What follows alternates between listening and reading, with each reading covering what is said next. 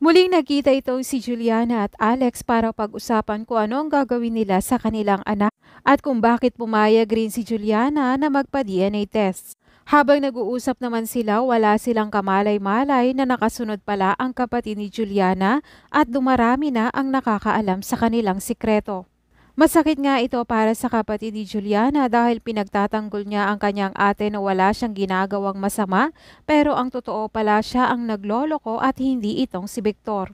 Samantala, para nga makasigurado itong si Victor na anak niya nga ang dinadala ni Juliana, kaya naman pina-DNA test niya ito. At para hindi na tuluyang maghinala si Victor, bumayag na rin itong si Juliana.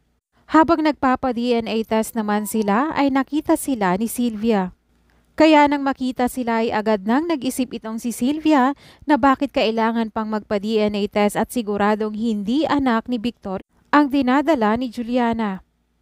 Nang makaalis na si Victor at si Juliana, agad ngang pumasok si Sylvia para alamin kung ano ang resulta ng DNA test na pinagawa ni Victor. Dahil maraming ang pera itong si Sylvia at marami din siyang koneksyon, kaya naman madali na lang niyang malalaman kung ano ang magiging resulta ng DNA test.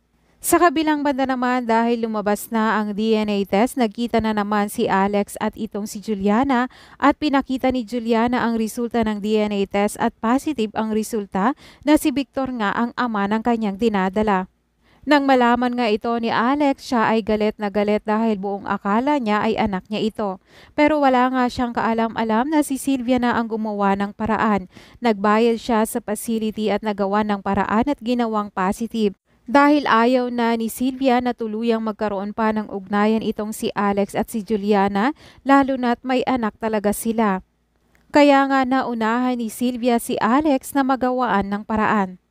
Kaya naman naisahan ni Sylvia itong si Alex.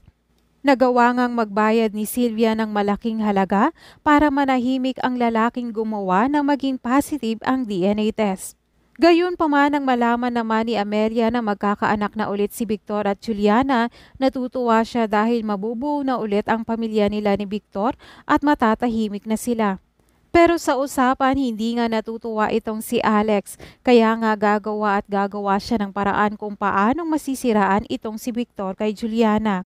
Kaya nga ang plano ni Alex ay mapicturan itong si Victor na may kasamang babae para tuluyang masiraan kay Juliana. Kaya nga nang maisend ito kay Juliana, nagagalit siya at kinumpronta niya itong si Victor na sa tuwing buntis siya ay nampapapai ito. Tugon naman ni Victor na isang tao lang ang gagawa nun sa kanya para siraan siya at yon ay si Alex. Dahil nga sa galit ni Victor ay sinugod niya itong si Alex at sinabihan niya na gagawa na nga siya ng kasalanan pero hindi niya pa ginalingan. Si Alex naman ay todo kaila na wala siyang kinalaman. Samantala, tuloy na tuloy rin ang plano nitong si Sylvia kung paanong masisira ang buhay nitong si Victor at si Juliana. Yan ang mga intense na aabangan natin mamaya sa Linlang.